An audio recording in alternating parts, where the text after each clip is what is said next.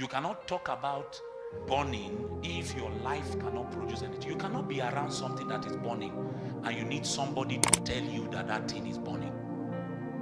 Anything that is burning has capacity in itself to produce reality. It testifies of itself. You don't need somebody else to come and tell you, oh, this person is burning. If you stand in the environment where that human is finding expression, you yourself will testify that this person is on fire. So the Bible says that they were even willing to rejoice in his light for a moment, because they had not met a man like that.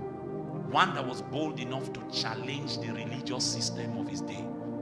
One that was bold enough to measure the success of his life based on the indices of heaven and not on the indices and the standards that his generation had set. Because if you had looked at the life of John the Baptist in his day, you would have been tempted to call him a failure. There was nothing about the way he was living that would have been attracted to anybody in his age bracket. Anybody in his age bracket that looked at John the Baptist would have easily condemned him as a failure. But John was not disturbed. He was not perturbed about it. It did not affect his emotions. It did not affect his commitment to God. It did not affect the way he decided to order his life, because he understood the will of God concerning him.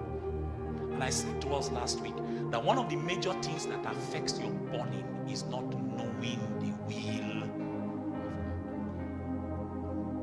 God. Once you don't know the will of God concerning your life, you don't know the will of God concerning a generation, the generation in which you live, you don't know the will of God concerning any aspect of your mortal expression, it's most likely that there will not be fire on your altar.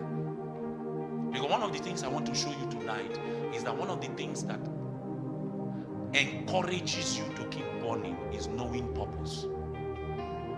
If you don't know purpose, you will not burn. You will not burn. So not knowing the will of God can kill your fire. But John understood what the purpose of God was for his life, so he was not under pressure. His generation could not shame him. His generation could not put him under pressure, because he understood explicitly what the will of God was